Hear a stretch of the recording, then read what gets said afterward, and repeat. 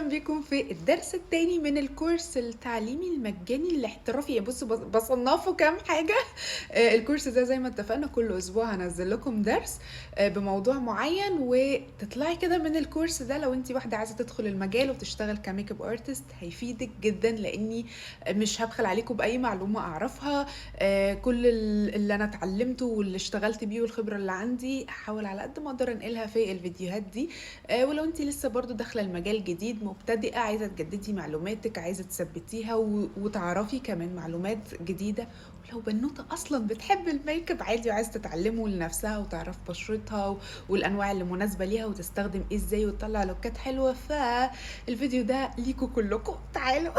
كل اللي محتاجاه منكم بس تشجيع، يعني تشجيع على قد ما تقدروا عشان ما احسش ان انا بكلم نفسي، يعني حاسين ان انتم بتحضروا الفيديوهات متابعين مستفادين، عجبكم ايه ما عجبكوش اكتبوا في الكومنتات عندكم سؤال عن اي حاجه. إيه، انا معاكم. اللي مش مشترك يعمل سبسكرايب، اعملوا لايك، اعملوا شير، يعني حمسوني كده وشجعوني اكمل. يلا بقى ما نضيعش وقت ونبدا الدرس التاني بتاع النهارده. احنا الدرس الاول اللي ما شافوش بدأنا كده الكورس واتكلمنا عن ادوات لازم تكون مع الميك اب ارتست. في ادوات كده صغيره، حاجات رفيعه في الشنطه بس مهمه وتعمل ازمه لو هي مش موجوده، والادوات عموما الكبيره اللي انت تحتاجيها وانت رايحه اي شغل. يعني احضروا الفيديو ده لو ما شفتوش. انما النهارده هنتكلم عن الفرش. كل حاجة عن الفرش هنقولها في الفيديو ده. انواع الفرش، الشعر الطبيعي والشعر الصناعي، اشكال الفرش، الفرش المضغوطة وفرش الدمج، احجام بقى الفرش ومقاساتها واشكالها، لان بقى في تعدد رهيب في الفرش وممكن تتوهي وسط كل ده ووسط الاطقم، وده بيستخدم في ايه، وايه فرش العين والوش واستخدم دول ازاي، ايه اصلا افضل اطقم فرش ممكن تجيبيها كاستعمال شخصي او كمبتدئه في الميك اب. وكل ده هنقوله حالا، حتى غسيل الفرش. هقول لك كمان ازاي تحافظي على الفرش بتاعتك، ازاي تنضف كويس، الشعر بتاعها ما يقصفش، ما يقعش، ما يتنكش كده، حتى ما تتخلعش من الخشبه بتاعتها.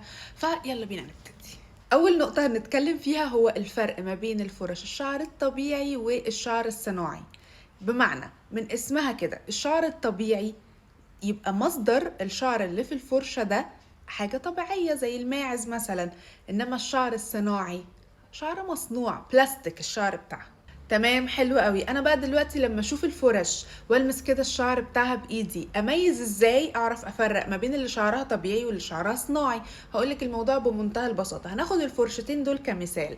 الفرش اللي شعرها طبيعي بيكون الملمس بتاعها خشن، تمام، هي مش ناعمة، خشنة، وكمان الشعر بتاعها هش. اوكي، على عكس اللي شعرها صناعي، البلاستيك اولا كمان بيكون فيها لمعة كده، ضي، الشعر بتاعها بيكون انسيابي وناعم. تمام، حلو قوي الكلام ده. انا بقى اشتري اني فيهم، يعني اني احسن لي واسهل في الاستخدام؟ بصي، مفيش حاجه كامله، كل نوع فيهم ليه مميزاته وعيوبه.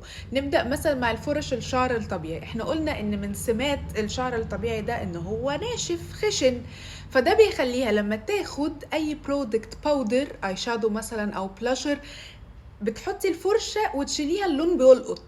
الفرشة الخشنة بتمسك اللون، بيتعلق فيها، مش بيتساقط ويقع بسهولة. مش محتاجة ان انت تاخدي اكتر من مرة كده وتحفري في الباليت علشان اللون يقعد في الفرش. لا، الفرش الشعر الطبيعي بتاخد معايا اي برودكت باودر كويس، وبيبقى بيجمنتد، يعني الدرجة بتبقى واضحة، وبتستخدمي اقل حاجة ممكنة وبسهولة. وحتى في الدمج حلوة جدا، بتدمج بسرعة وبسهولة وأحسن، يعني حتى الشكل بيكون أحلى. دي كده مميزاتها. عيوبها بقى، بما انها حلوة قوي مع الحاجات الباودر، اذا هتبقى سيئة جدا مع الحاجات الكريمية لنفس السبب، لنفس سمات الشعر بتاعها. بما انه هو خشن والبرودكت بيمسك فيه، فتيجي تحطي الحاجة الكريمية اولا هتتبلع جواها، يعني هتاخد وهتشرب البرودكت الكريمي زي الفاونديشن او الكونسيلر او اي حاجة كريمية تحطيها، هتضطري تاخدي كذا مرة لانها هتبلعه. وكمان هيمسك بقى فيها البرودكت الكريمي فهتكتل، هيبقى كل شوية كده متجمعين مسكوا في بعض بسبب الحاجة الكريمية، ففي التوزيع قدام مش تبقى حلوة، تبقى مخططة معاكي، فمش تبقى احسن حاجة. الى جانب بقى ان في الغسيل الفرش الشعر الطبيعي متعبه، لان هي شعر طبيعي يعني، فمحتاجه عنايه، محتاجه بقى زي ما شعرك بتحطي له شامبو وبلسم مش عارفه ايه، دي لو انت يعني لازم تغسليها ببرودكت حلو، ولازم يكون في ترطيب عشان ما تتنكش، ما تقصفش، ما تقعش. يعني كده عشان تحافظي عليها يعني مخنقه شويه. اما فرشة الشعر الصناعي فهي عكس الشعر الطبيعي. ليه؟ لان احنا قلنا ان الشعر بتاعها انسيابي وناعم، هتيجي تاخدي بيها الحاجات الباودر مش هتبقى قد كده، لان الباودر هيتزحلق من عليها كده، هيقع من الشعر البلاستيك المزحلق ده يعني، فاهمين قصدي؟ فتضطري تاخدي اكتر من مره، مش هيبقى بيجمنتد قوي في التوزيع حتى وفي الدمج، يعني هتتعبك شويه.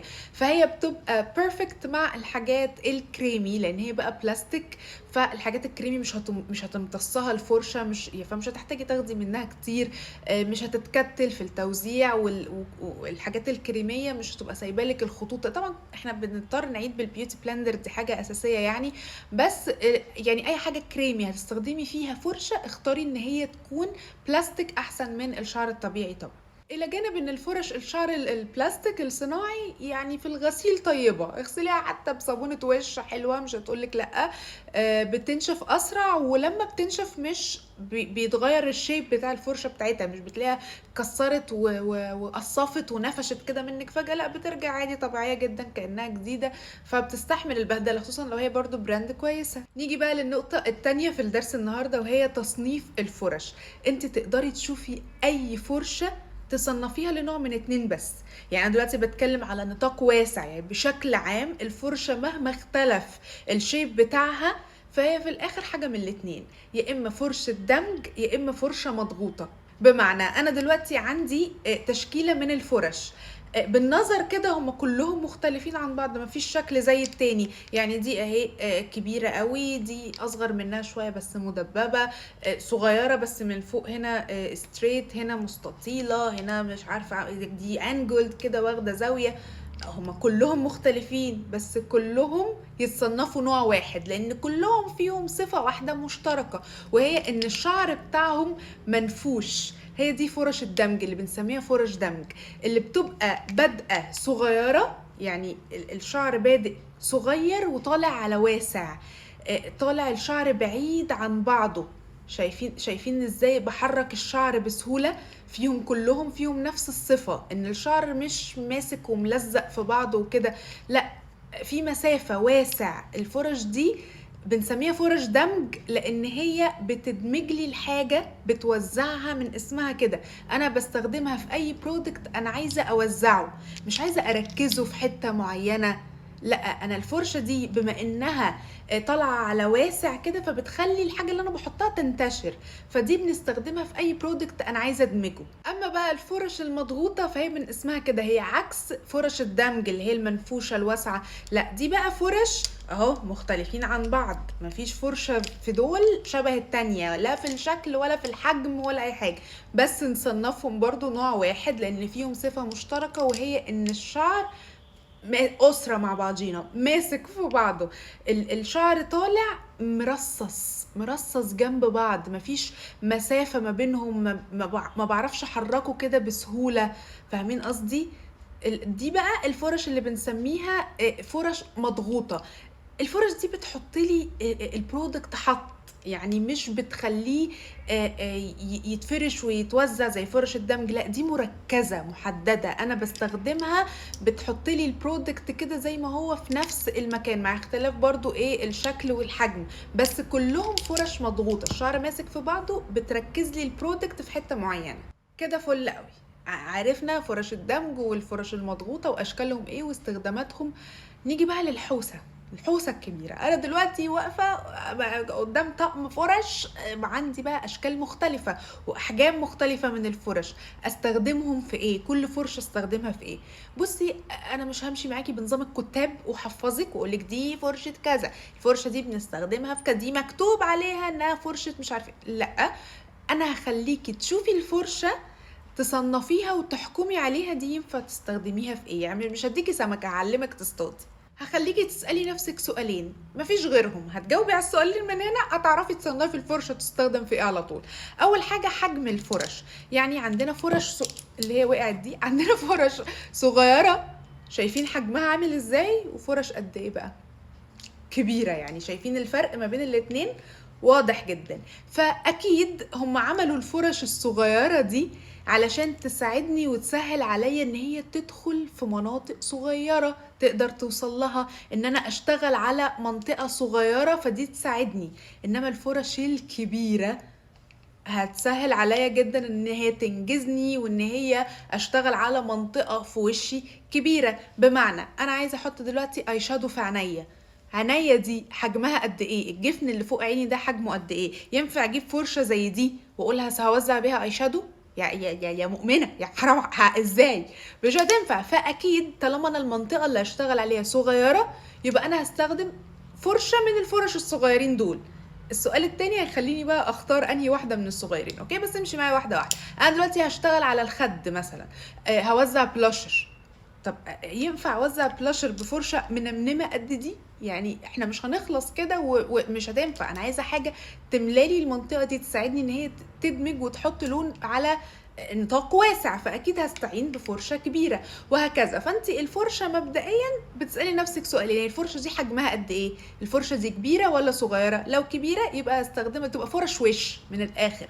لكن لو فرش صغيره ممكن تبقى فرش عين، فرش حواجب، شفايف، بتحدد لي ان هي صغيره فعايزه منطقه صغيره. وتاني سؤال هو تصنيف الفرش اللي احنا لسه متكلمين عنه، اذا كانت فرشة دمج ولا فرشة مضغوطة، فاقدر اوظفها واستخدمها في الحاجة اللي هي هتديني النتيجة بتاعتي. يعني حاجة انا عايزة ادمجها، عايزة اوزعها، يبقى هستخدم فرشة دمج. حاجة عايزة اركزها في مكان معين يبقى فرشة مضغوطة، مع اختلاف بقى حجمها كبير تبقى فرشة وش ولا حجمها صغير. تمام. وليكن انا عندي الفرشة دي، اول سؤال هسأله لنفسي: الفرشة حجمها ايه؟ حجمها كبير ولا حجمها صغير؟ دي فرشة حجمها كبير، خلاص يبقى دي فرشة وش هستخدمها على مكان واسع. طيب الفرشة دي هتدمج لي الحاجة ولا هتركزها لي؟ طيب هي دي فرشة، تاني سؤال بقى، هي دي فرشة دمج ولا فرشة مضغوطة؟ لا دي فرشة دمج اهي، الشعر بتاعها واسع وفلافي فدي هتدمج لي. اذا انا اقدر استخدمها على وشي منطقة كبيرة وتدمج لي الحاجة. ممكن استخدمها في الباودر بقى على كده واثبت، ينفع تستخدم في الباودر وهكذا. الفرشة دي نفس الكلام، حجم كبير، فرشة وش، نوعها فرشة فلافي، فرشة دمج، يبقى بتوزع لي كده، بتخليني اخلي البرودكت اللي بستخدمه بينتشر، يبقى ممكن استخدمها برضو في الباودر. طيب الفرش دول مثلا انتوا جاوبوا، الفرش دي كبيرة ولا صغيرة؟ فرش كبيرة. يعني هي طبعا اصغر من اللي فاتوا لان اللي فاتوا كبار قوي، بس دي تصنف فرش كبيرة. يعني دي مش فرشة احط بيها اركز بيها لون فوق عيني ولا على الشفايف ولا لا، فرش كبيرة. طيب يبقى دي كده فرش وش. ماشي. هي بقى شكلها ايه؟ مضغوطة ولا منفوشة؟ فرش دمج اوزع بيها ايه بالظبط؟ استخدمها في انهي منتج؟ طيب انا شايفة ان كلهم، بصوا كده معايا، كلهم مالهم؟ منفوشين، فرش دمج، يبقى هوزع بيهم حاجة على وشي. اختاري بقى الشكل اللي مناسب ليكي، اللي هيسهل عليك الدنيا. يعني مثلا دي عشان واخده زاويه كده وانا هستخدمها في الوش عشان هي كبيره وهي بتدمج، فخلاص ممكن تدمج لي كونتور مثلا، برونزر، ممكن بلاشر عادي، دي برضو نفس الكلام على اوسع، هتسهل عليكي تاخد شكل العظمه بتاعه الخد. ممكن مثلا الصغيره دي تمشي برضو لو انتي خدك مش كبير قوي، تنفع معاكي بلاشر. في ناس بتحب تعمل بيها هايلايتر عادي جدا برضو. دي ممكن تبقى باودر، تثبتي مثلا بيها باودر تحت العين او حاجه. وممكن لو انت خدودك كبيره تعملي بيها بلاشر. انت بقى صنفي براحتك، انا مش هحفظك حاجه، انت تقدري تشوفي الفرشه وتسالي نفسك السؤالين دول وتعرفي تستخدميها في ايه. طيب ودول حجمها حجم كبير، يعني هستخدمها في منطقة واسعة، فرش وش مثلا. طب تصنيفها ايه؟ لا ثانية بقى، دي فرش مضغوطة، دي بيبقى اسمها فرشة كابوكي عشان تبقوا عارفين برضو المسميات. ودي فلات براش، فلات لان هي فلات اهي.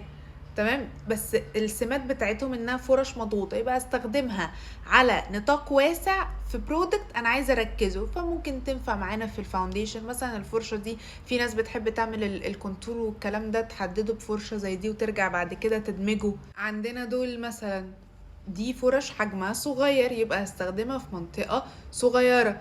طيب تصنيفها ايه؟ فرش دمج ولا فرش مضغوطه؟ لو ركزتي كده في كل فرشة وحركتيها تلاقي الشعر بيروح ويجي معاكي بسهولة. لانها فرش فلافي، فرش دمج، مع اختلاف الحجم. الحجم بقى بيفرق انت هتستخدميه في ايه. يعني مثلا الفرشه الكبيره دي انا ممكن المنطقه بتاعت تحت العين دي منطقه صغيره، وانا عايزه اثبت مثلا الكونسيلر، ينفع تثبتها لي بالباودر.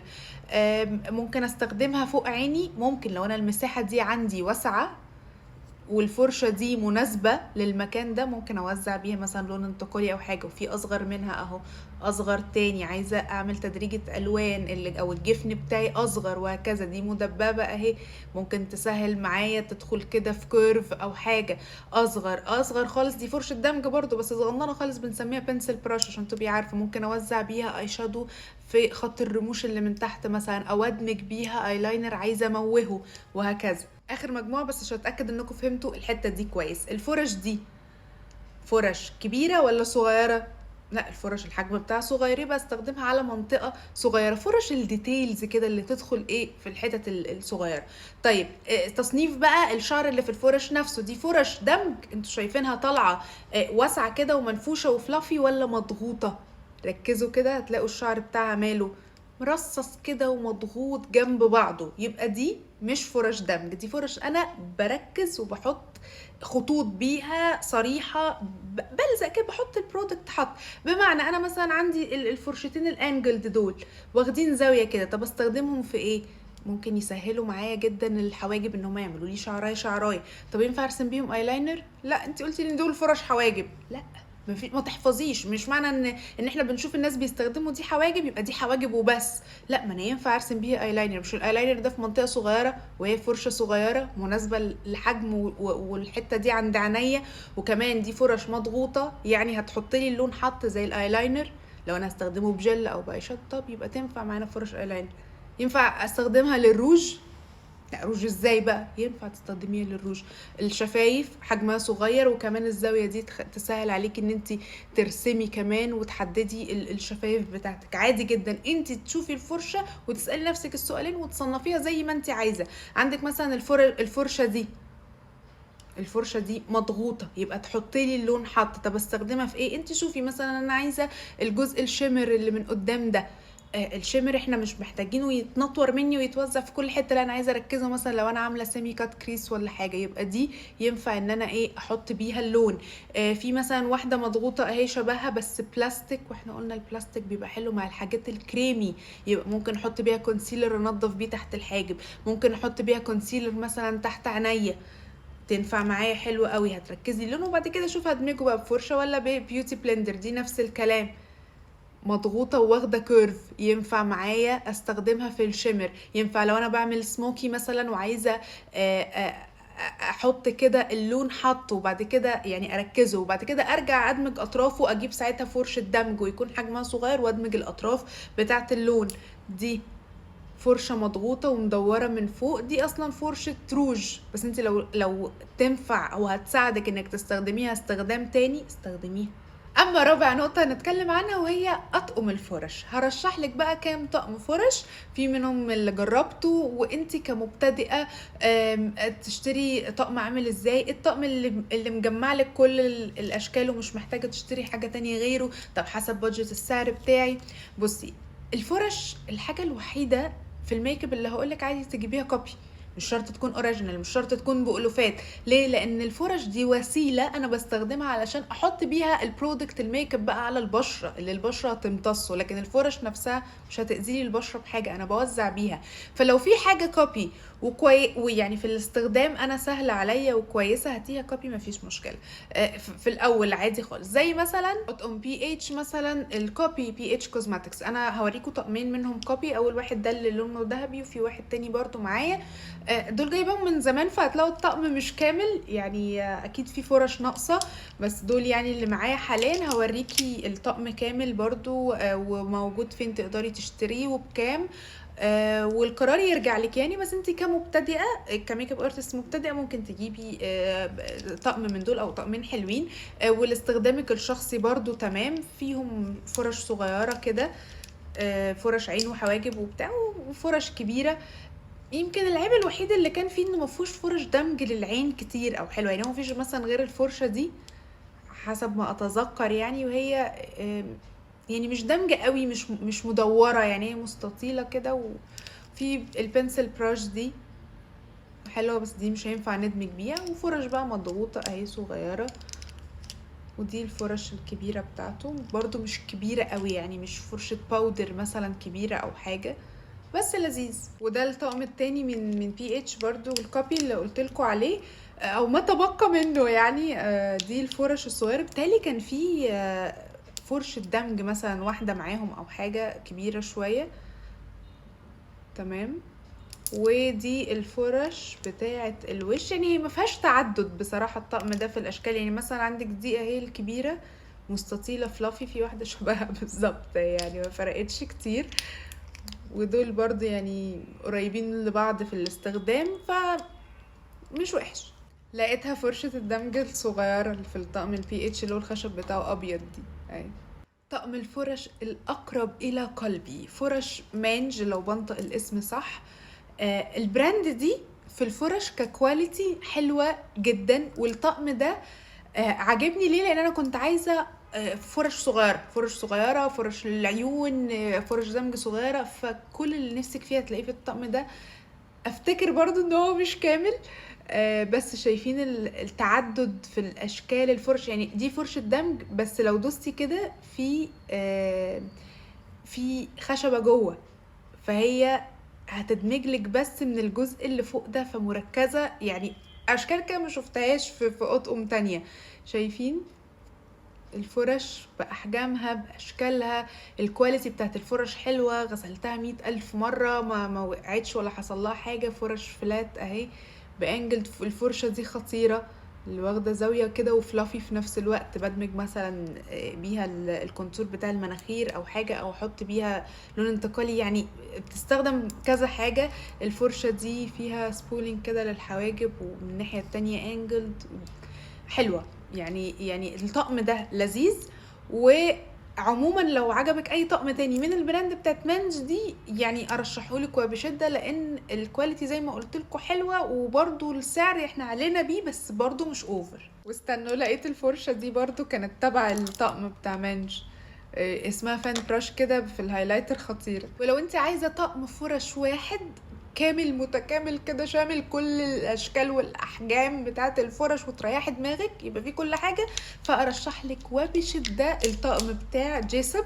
طبعا احنا يعني هنعلى بالسعر شويه، بس هتدفعي مره في حاجه هتعيش معاكي، وحاجه مش هتحتاجي تجيبي فرش فرط لوحدها، او يعني او تلاقي في فرش ناقصاكي في كل حاجه. يعني عندك الفرش الكبيره دي، بصي اشكال واحجام وتصنيف بقى، المدموج والمفروش والمنفوش كل حاجة هتلاقيها.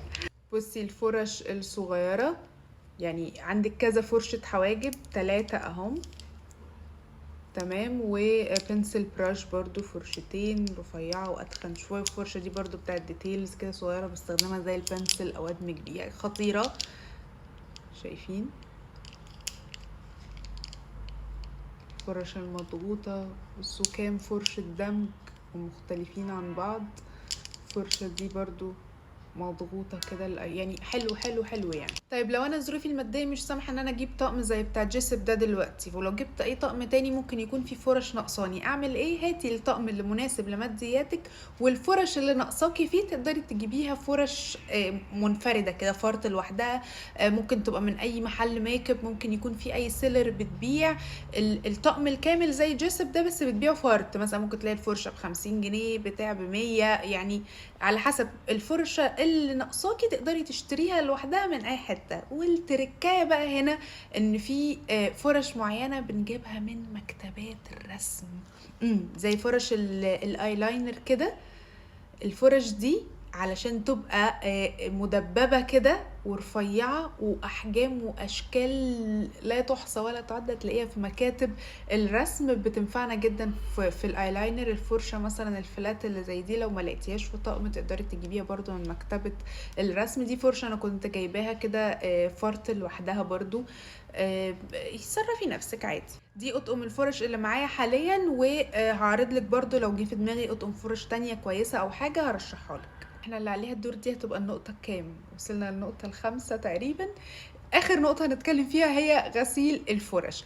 في برودكت مخصص لغسل الفرش وهيساعدنا ان احنا نحافظ عليها. هل انا مضطرة اجيبه؟ لا.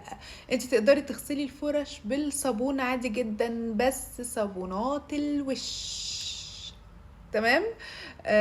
مش اي صابونه تانية، لان صابونه الوش بيكون فيها شويه ترطيب فبتحافظ على الشعر بتاع الفرش. ولو استخدمتي برضو معاها الديتول هيبقى حلو برضو، لان هي هتساعد على التعقيم بتاع الفرش. وانت بتغسلي الفرشه بقى كده في الحوض تحت الحنفيه، احنا اتجاه الفرشه كده. تمام. ما تعمليش الفرشه كده والحنفيه تنزل الميه عليها فتدخل ويبقى انت تكوني بتدخلي ميه في الجزء ده. لا، انا اتجاه الفرشه كده، ببل الجزء ده بس، بحاول على قد ما اقدر ما اجيبش ميه هنا خالص علشان ما تبوظليش الخشب ده او تخلع الجزء ده من ده. فلا، انا الميه بتبقى لحد هنا بس كده، ببل الجزء ده وباخد بقى البرودكت اللي هغسل بيه الفرشه، ايا كان بقى باختيارك، صابونه ولا شاور جل، ولا يعني شوفي هتستخدمي ايه. باخد الرغوه. وفي اداه لطيفه جدا سيليكون بنستخدمها في غسل الفرش، بتساعد ان انتي تغسلي الفرش. ولو ما فيش يا ستي او لسه ما جبتيش، ممكن تستخدمي صوابعك اللي هنا برضو، بتفضلي كده ايه رايحه جايه بتغسلي الفرشه باتجاه شعر الفرشه. يعني دي فرشه دمج، فرشه فلافي زي ما اتفقنا، فاغسلها دواير عادي جدا بنفس الاتجاه بتاع الفرشه. لكن فرشه زي دي اغسلها دواير ازاي؟ مش هعرف اغسلها حلو، وممكن ابوظ مع الوقت الشكل بتاعها واوسع الشعر كده اخليه يبعد عن بعض. فانا بغسلها برضو ايه رايحه جايه كده، رايحه جايه كده، وبعملها كده علشان ابعد الشعيرات عن بعض والبرودكت يدخل في اللي في النص جوه. فبفضل اشوف الشعرايه اتجاهها مرصوصه ازاي وبغسلها بنفس الاتجاه. ولما تسيبيهم ينشفوا، يفضل لو في اي حاجه مثلا تعلقي فيها الفرش كده تبقى لتحت، يبقى كويس برضه عشان تضمني ان مفيش ميه جوه، او تحطيهم كده يعني ترصيهم كده جنب بعض بالعرض. ما تسيبيش الفرش كده، يعني مش تغسليها وتقومي رايحه حطاها مثلا في الستاند بتاعك كده وتنزل الميه بقى. يعني احنا اذكياء قوي وحريصين واحنا بنغسلها كده وما جبناش ميه هنا، لكن بعد بقى عايزه اسيبها تنشف وخلاص اقوم سايباهم كده وما انا هنزل الميه تاني. فلا، يا كده يا يبقوا متعلقين كده. وعموما لو انت غسلاها بصابونه هتنشف معاكي اسرع، ويفضل انك تسيبيهم ينشفوا براحتهم، ما تستعجليش ده بسشوار مثلا او حاجه. لو انت مستعجله ما تعمليش ده كتير علشان تحافظي على عمر الفرشه معاكي، وان الشعر بتاعها ما يقصفش ويقع منك. سيبيها تنشف براحتها، ولما تنشف خالص لازم ترشي عليهم كحول علشان تبقى كده اتغسلت وتعقمت كويس. واوعي تستهيني ولا تستهوني، يعني ما تستهتريش بغسيل الفرش، لان دي حاجة اساسية ومهمة جدا، لان بيتجمع عليها البكتيريا بسهولة، خصوصا لو هي حاجة كريمي اللي محطوطة في الفرشة دي. فما ينفعش فرشك تبقى مش نظيفة، ما ينفعش من وش لوش لوش لوش، انت كده بتنقلي امراض وبكتيريا. فلازم دايما تحافظي على غسيل وتعقيم الفرش بتاعتك. وحان الان وقت الاختبار. ايوه زي ما سمعتي كده، كنت فاكره نخلص الدرس ونجري، خلصنا اهي. لا، في امتحان حضرتك، اشوفك كنت مركزه سرحتي مني في النص ولا عايزه اتاكد المعلومه وصلت لك صح ولا ايه الدنيا. مش هسال طبعا في كل النقط والمعلومات اللي فاتت دي، ولكن الحته المهمه بالنسبه لي هي اني اعرض لك الفرشه وانتي تكتبي لي بقى في الكومنتات تصنيفها ايه، فرش دمج ولا فرش مضغوطه، الفرشه دي ينفع تستخدميها في برودكت ايه بالظبط توزعي بيها. فيلا بينا. اول فرشه،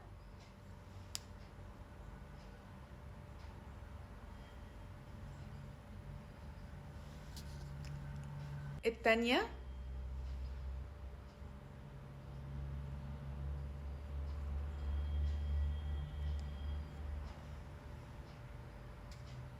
تالتة،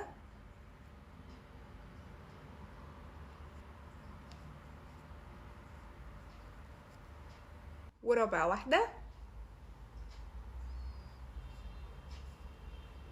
نيكست، دي الخامسة ورقم 6 معانا،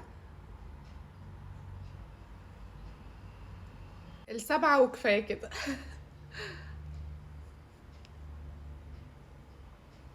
مستنية بقى اجاباتكم في التعليقات، يعني عايزة اشوف الشطارة، اشرحوا قلبي كده، فرحوني بيكم.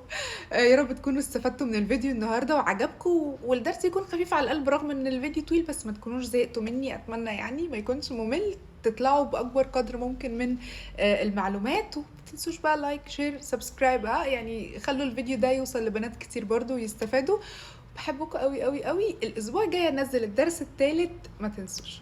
باي، باي.